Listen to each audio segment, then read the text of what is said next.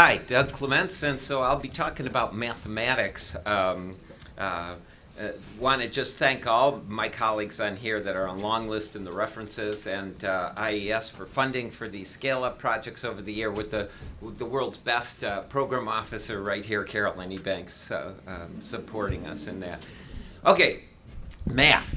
I might not have everybody on the same page with math, so I thought I'd start out with some surprises about mathematics. First of all, it might be no surprise to you that we need better math in our culture, right? Okay, so some advertisements show that. Buy 3 for the price of 3. Okay, if that can bring them into the stores, right? We need better math. All right, how about an advertisement on sales? That's always popular. And this one, you can get 50% off or half price, whichever is less. So you compute the two and see what you can find. And we don't do much statistics in early childhood, but statistics show that teen pregnancy drops off significantly after age 25. Seems to indicate that we need better mathematics, and it should start young for kids, right? Surprise number 1 that I'm going to talk about for sure as a surprise is that large-scale research predicting school success shows that math is one of the highest predictors of all those in 5 national databases, a consistent story. So I think mathematics is more important than number and shapes. It seems to convey a kind of reasoning and an articulation that's extremely important for everything. Surprise number 2 is that children have amazing, broad, complex, and sophisticated mathematics if given the opportunity to learn it. Here's just one example. These kids had been through our scale-up, but they grabbed the puzzle just off the shelves. It wasn't part of the math curriculum. And Corey fills the puzzle by putting 4 triangular prism blocks together to make squares, like this, pictured up at the top. The other boys try to duplicate his efforts, but only take 2 blocks. Put those together, it makes a square, but it doesn't fit. So they have this long discussion, finally complete the puzzle, whereupon Corey shows an adult who asks, how many triangles did you use? And Corey counts very carefully, 1, 2, 3, all the way up to 24. Good counting. Teacher doesn't stop there. 24 what? Triangles. How many squares do you have?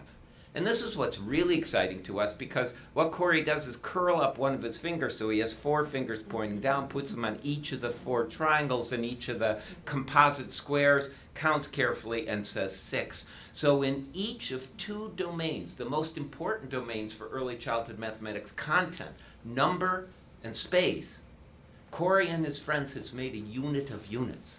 Right? Can think of as triangles as 4 separate triangles, and also constituting a square. Can think of triangles as being countable both as singletons and as a broader unit. When you think about what kids have to know about place value come 2nd grade and double-digit subtraction and addition, making units of units conceptually is a very important foundation. The trouble is, this kind of competence on the part of kids is a surprise to many educators. The black bar shows what kids could actually do in counting out 2, 5, 7, and 9 marbles, the black bar on the left. Now, what I've hidden from you is they asked groups of those children's teachers to estimate how the tests were going to come out, how much were kids going to know. Well, they were pretty close with 2 and 5 marbles. But look at the difference between the teacher's estimate and their actual kids' results at the end of preschool. This is entering kindergartners. In subtracting, it's an even more dramatic difference. The black bar is what the kids could do. The little 4 bars next to it was what the teachers who taught those kids predicted they could do. Okay? So it's a surprise to educators what kids are capable of learning, so they don't tend to challenge children, and they don't tend to know how to use formative assessment effectively at either end of the scale, especially of ability. So it's no surprise that a lot of evaluations of math learning show little or no math learning, regression on some skills in pre-K and kindergarten, and kids too often come out to believe that mathematics is a guessing game. Without interventions, kids develop destructive habits of mind about mathematics. So the last surprise I got for you today, surprise number 4, is we really do know a lot about what to do differently, about how children think and learn about math. We call them learning trajectories. Learning trajectories is a theme you may or may not know that in the Common Core, when we wrote the Common Core, we wrote learning trajectories first and then split them up into the Common Core standards. They haven't come out all yet officially. They're still being vetted and edited, but we wrote those first. And then the NRC report we wrote on early childhood mathematics is subtitled Learning Paths Towards Excellence and Equity. So learning trajectories, again, played a major role, a core role in the development of that work. So learning trajectories to us have three parts. There's a mathematical goal that kids have to reach. There's a developmental progression of levels of thinking that most kids follow on their way to achieving that goal. And there's instructional activities correlated with each of those levels that help kids move towards the next level of thinking. Teachers need support on all three of those levels. Unlike some other areas, social emotional literacy are examples, sometimes the goal is pretty clear to teachers, not in mathematics, where the actual goal, much less the content, are a mystery to many teachers. Not their fault. They've been through the same lousy K through 12, K through 16 math education that most of us got, right? But it's important because there's research on mathematics. The red line indicates that's fed into the Common Core and other standards. There's some research on developmental psychology and early childhood educators that has helped us develop assessments. And there's been research on instruction that helps develop curriculum, but they're not very well interrelated. Both in our interventions, our PD, and in our research, we find that a scientific approach to learning trajectories weaves those three parts together so all three standards, assessment and curriculum, could come, and teaching practice could come from a common learning trajectories approach. Professional development, like I say, has to address all three. They got just as much time on PD, but they spend all the PD practicing the activities. Our triad building blocks model on the right spends half the time practicing the activities, but the other half looking at videos of teachers teaching and looking at videos of kids thinking, and that's what we think makes the huge difference. This is fall, spring, and spring year 2 fidelity scores. Actually, it wasn't fidelity of the curriculum, it was a more general measure, what we call the COMAT scores, that show a wide divergence between the quality and quantity of mathematics in the scale-up classroom. And this resulted in good results where the about 3/4 of a standard deviation child outcome score is different. Another kind of surprise that was fun to do is that teachers asked us, listen, you know, we like the math, but if our language and literacy scores goes down, our supervisors, coordinators, principals is not going to like it, right? So what we did is, for the first time, we gave them assessments on which we just prayed there was no significant difference, which was letter naming and expressive language scores. But we kind of had some hope that the expressive language scores would at least show some effects, and it did. We got no significant difference on letter naming, no significant difference on 3 of the 7 expressive language measures that we took, but significantly higher for the math group on the number of key concepts they used from the story, a narrative story having nothing to do with mathematics that the kids used compared to control, the grammatical complexity the kids used in telling the story, the independence that kids show in telling the story. In other words, you had to give them fewer prompts to have them finish, and finally inferential questions. Another surprise on this is that it's sustained pretty well. The first 2 time points there are pre and post during the intervention, okay? But the third time point is 2 years out after all support from the project had ceased. So as you see, and they're all on different scales. There are 4 components of the convention, but they have different sums. So the relative placement of those on the scales doesn't matter, just the progress. We either maintained or we significantly improved fidelity even after everything, all support from the project had left. And we think that's because when kids learn about kids thinking in this way, it's a generative kind of experience for them that doesn't depend on just the particular curriculum supports that's there. Interesting, we tried to look at all the factors that we could in our triad scale-up model that would predict the fidelity. The only one that came out high and consistent on all 4 components, child gain, measured child gain. Now, we didn't tell the teachers how much their children gain. So the only conclusion we can make is observing themselves, the learning of children, was the highest predictor of continued fidelity in this particular project. And you could see that in some of the things. I've only got a few minutes left, so just very quickly. This is 5 years after the support ended. And teachers answered a survey for us. About 85% of the teachers got to respond. Look at the high percentages of this saying that they believe that it changed how you view students and improved their understanding and comfort with early childhood math.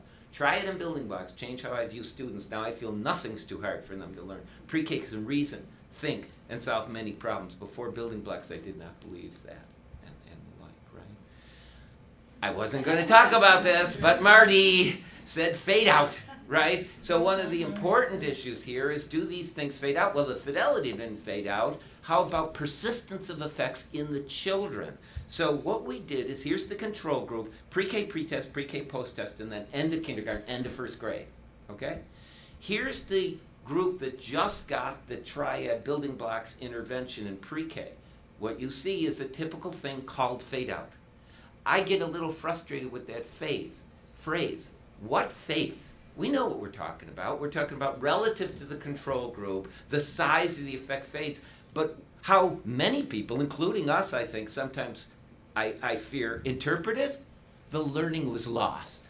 No, it can't be interpreted outside what instructional environments they're going into after pre-K, right? So what we did in the Triad project is a very minor intervention with the kindergarten and first grade teachers. We just showed them videos of what the kids knew, and we gave them some hints how you could use learning trajectories to try to encourage kids to encourage the kind of good thinking they had established in pre-K. It wasn't a huge effect.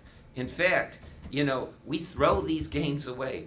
I think we could do better than that with good PD, solid PD, the kind we gave to the preschool teachers. There's no reason kids can't stay on a much higher trajectory. So, Triad model's got 10 principles. I'm just highlighting what we think is the most important one. Professional development and coaching that's extensive, focused on common actions and problems of practice, grounded in particular curriculum materials, situated in the classroom, and all organized around learning trajectories. So just a quick example, this is the kind of thing we show teachers, is comparing different kids' counting behaviors.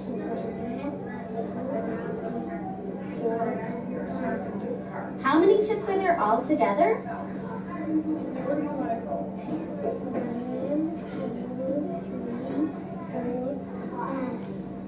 Thank you. So good verbal counting, good one-to-one correspondence, but we asked the teachers, what's the difference between that little girl's counting and this little girl's counting? The other day when I was here, could you count those bananas and tell me how many there are? How many? 5. Right? This understanding of the second little girl, of what we call the Cardinality Principle, kind of the how manyness idea, that the last number word tells how many, is an important conceptual step ignored by many pre-K, kindergarten. In fact, Robbie Case and Sharon Griffin's research shows that first graders from low resource communities often don't understand that principle. They're in first grade. They're doing addition and subtraction. They don't understand that the last number word tells how many. What are they supposed to do? One African-American kid in a study in Detroit articulated it well when asked, what do you do when your teacher teaches math? This little African-American boy said, I know what I do. I empty my mind and I listen to the teacher. Yeah. Now all of us have had some math experience where we just said, listen, don't explain it, just tell me how to get the answer. But that's a lousy way to start your mathematics education. Right? But when you don't understand, when you skipped a step in a learning trajectory, especially in mathematics, there's very little or nothing else you can do about that. So how do we develop the skills in teachers? We do a lot of talk and all that kind of stuff, but one tool I think that illustrates it well is a website that we have called the Building Blocks Learning Trajectories website, in which they can see an activity that kids do, and they can see multiple videos of it and commentary on it. But if they click down here, they can also see clinical interviews of kids. They're illustrating the level of thinking that activity is supposed to do, because connecting those two, knowledge of the level of thinking and the instructional knowledge, is what kids mean. So they can both see the instruction, like the software, they can see the clinical interviews and that kind of stuff. Oh, okay, so we need better mathematics, right? So here's another illustration. Here's a town, population 562, feet above sea level, 2,150, established in 1951, and what you all wanted to know is the total is 4,663. So I said today, early math has surprising predictive power. Young children have potential to learn powerful math. It's a surprise to educators, but we know a lot about the kind of professional development and coaching that will help. One thing we know, though, is it doesn't work without classroom management, and that's why in our new project we've teamed up with ML here to, with her model, to make sure that they have a classroom where this will work. Here we go, Emma.